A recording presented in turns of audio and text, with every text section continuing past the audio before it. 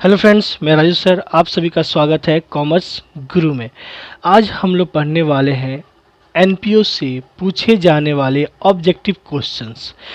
NPO जो class 12th में हम लोग पढ़ते हैं, क्लास 12 सीबीएसई बोर्ड हो, चाहे आईसीएसई बोर्ड हो, चाहे कोई भी स्टेट बोर्ड हो, ये सभी बोर्ड्स में एनपीओ से क्वेश्चंस आते ही हैं और हर साल एनपीओ से ऑब्जेक्टिव क्वेश्चंस पूछे जाते हैं। आज मैं आप लोगों के लिए एनपीओ से पूछे जाने वाले वैसे क्वेश्चंस लाया हूँ जो या तो पूछे गए हैं और या पूछे जाएंगे। और एनपीओ से सीए, सीएमए और सीएस के एग्ज़ाम्स में भी क्वेश्चंस पूछे जाते हैं और ये ऑब्जेक्टिव क्वेश्चंस आते हैं, एक या दो तो हर साल रहता ही है।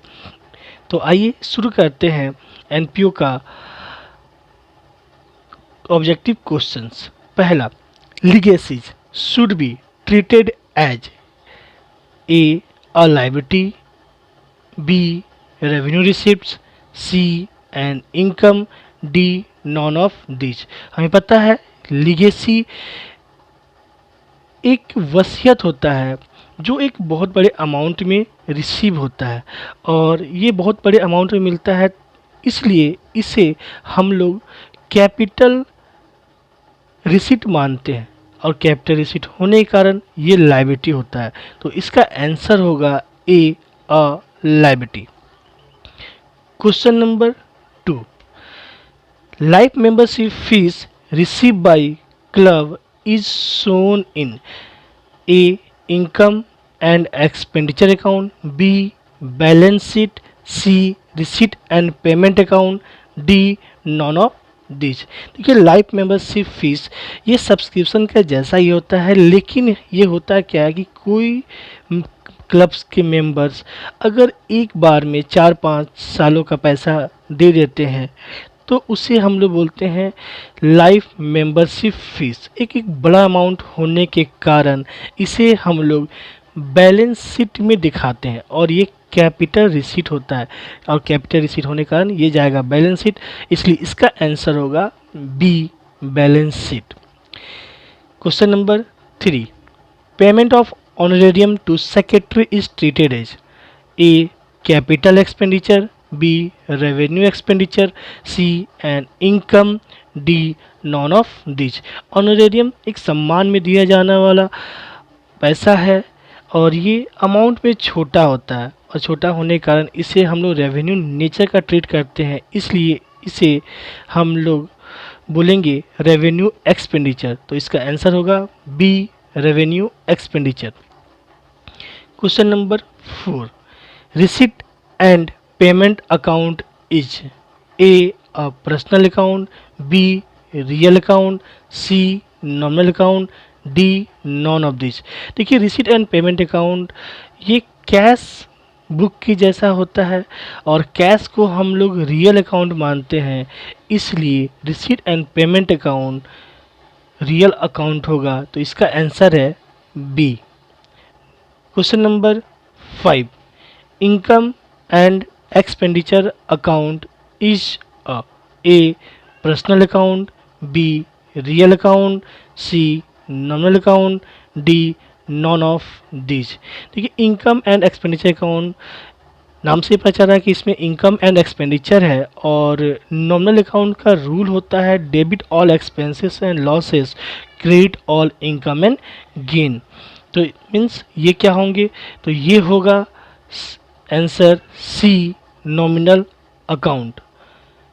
Question number 6, which of the following is not for profit organisation, A college, B sports club, C Maruti Udyog, D hospital.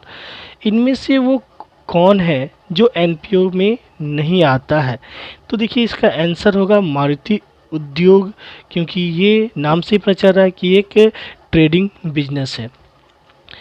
Question number 7, income and expenditure account generally indicate A surplus या deficit, B cash balance, C capital fund, D net profit या loss. देखिए income and expenditure account में जो balance आता है, अगर आपका credit ज़्यादा हो और डेबिट कम हो तो सरप्लस होगा, और डेबिट ज़्यादा हो और क्रेडिट कम हो तो वो डेफिसिट्स होगा। तो इसका आंसर होगा ए सरप्लस या deficit. Question number 8, the excess of assets over liability in non-trading concern is treated as A capital fund, B capital, C profit, D net profit। अगर लाइबिलिटी से ज़्यादा एसेट्स होता है तो हम लोग क्लास 11th में ही पढ़े थे, assets equal to capital plus liability, और इसका अगर उल्टा कर दें तो कैपिटल इक्वल टू होता है एसेट्स माइनस लाइबिलिटी। मीन्स इसका आंसर होगा ए कैपिटल फंड। हम लोग ओपनिंग बैलेंस जब बनाते हैं तो हम लोग का जो बैलेंस निकल कर आता है वो कैपिटल फंड ही आता है।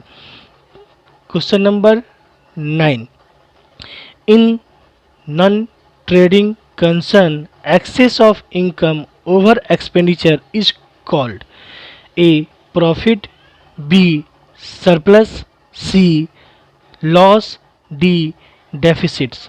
जब भी एक्स क्रेडिट ज़्यादा हो और डेबिट कम हो तो सरप्लस आता है, तो इसका आंसर होगा बी सरप्लस।